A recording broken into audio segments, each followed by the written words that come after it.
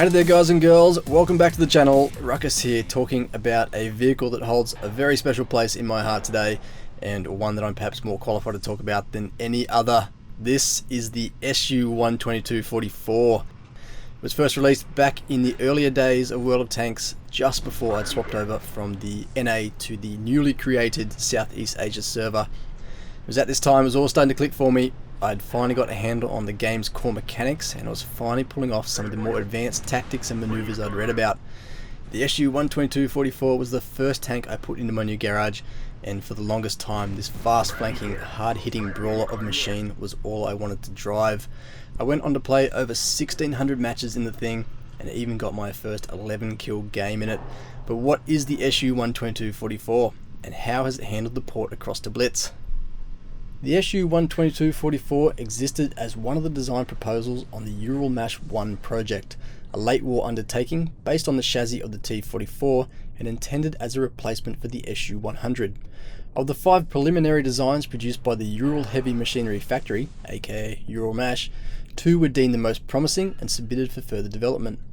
These were the SU-100 M2, which featured a 100mm gun and a rear position fighting compartment, and the SU122-44 with a 122mm D-25 gun and a forward fighting compartment similar to the SU-100's layout. The SU-100, based on the T-34 chassis, had itself only just entered service with the Red Army in late 1944. Over 2,000 were produced and used heavily during the war's closing stages. In combat it proved successful, but its overall design was considered flawed, as the large overhanging gun put a lot of stress on the forward road wheels and made handling cumbersome. There was also the very real possibility of the whole tank rocking forward during braking, ramming its own muzzle into the ground. With its larger gun and increased frontal armour scheme, the SU122-44 would likely have exacerbated these issues, and for this reason the SU100 M2, with its more even weight distribution and superior handling, was selected to go on to prototyping stage. Ultimately though, with the war drawing to a close, the Ural-1 project, like so many late war directives, lost its relevance and never made it into production.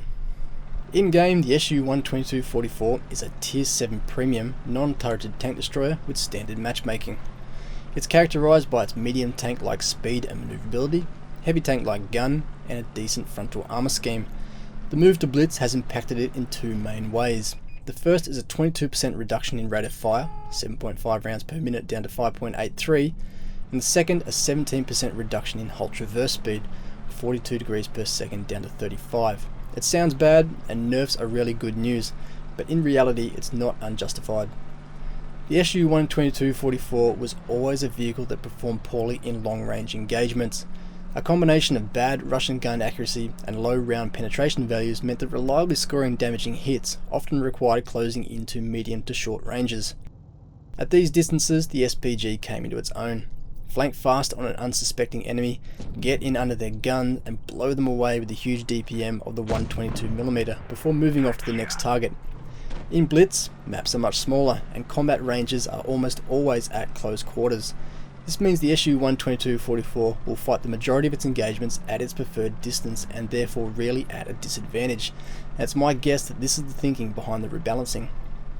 The 90mm of very well sloped frontal armour on the SU122-44 is easily angled and will often bounce rounds from equal and lower tier tanks. Gun depression is poor and its horizontal firing arc quite narrow, but the 122mm D25 still retains one of the best rate of fires for the guns in that class.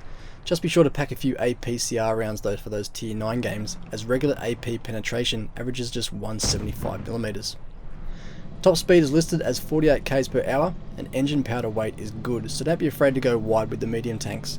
And by focusing your attention on isolated and distracted targets, you'll be able to rack up big damage numbers, which in turn, as the SU has one of the best credit earning coefficients in the game, will be great news for your bank balance, which in the end is what premium vehicles are all about.